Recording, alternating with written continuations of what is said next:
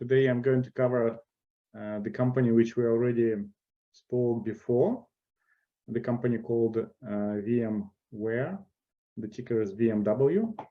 After like previous masterclass about this company, it's moved up quite a lot, and now during this year it's kind of went down again, which represents a good opportunity for us to buy. Before we start, as always, just a reminder that it is an educational masterclass and that you need to take your personal circumstances into account before you make any investment decision. All right.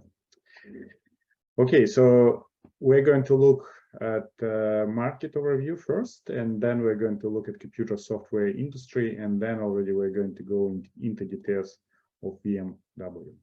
Okay, we'll start from Dow Jones.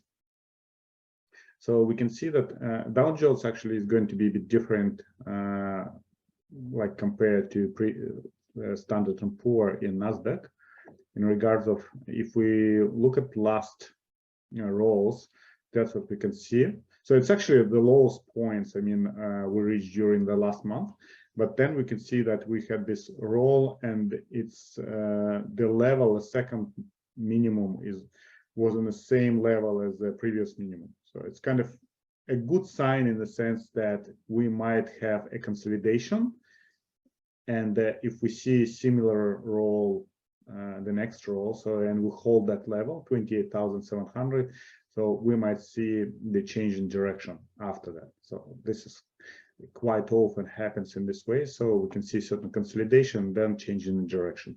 So that's what we see. If you are trading companies included in Dow Jones, that roll is about 5% in amplitude. So if you buy here, so here it's about 5%. So majority of companies included in the index, they will be having same volatility as Dow Jones. Okay. Now indicators, we can see that they're in overbought situation, but they didn't turn around yet. So quite possible if we break through this level. So the next level is going to be about 32,000 already. So after that, somewhere here. So keep an eye on that. Now the second index, Standard & Poor's, looks a bit different because the minimum point, the last minimum, is lower than previous minimum.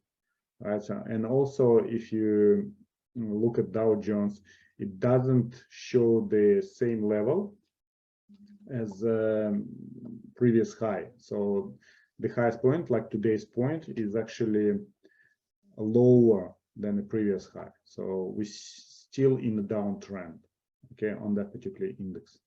And even though Standard & Poor's and Dow Jones, they have exactly the same, practically the same P/E ratio at this moment, but you can see the trend is more like downtrend on that particular index.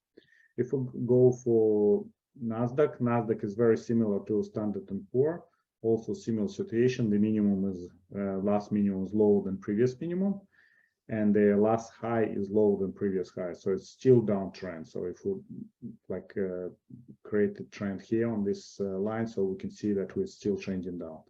So that's why companies included in Nasdaq, they have also the potential to keep going down. Like, I mean, every company has the potential to go down, especially during this political and economical environment.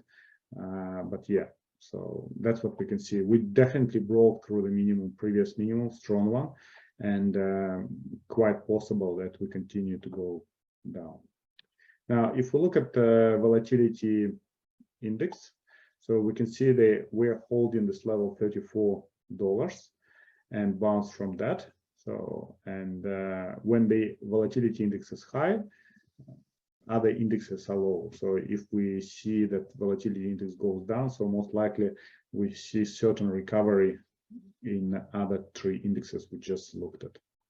Okay, so this is the situation like that. So personally, we have, like every person has to take into consideration that we having like earnings season just starting, right? And of course, it can create a lot of volatility in the market if the companies they're reporting earnings in a bad way. So we can see the fall, and the companies showing good results. So it's actually can increase the prices.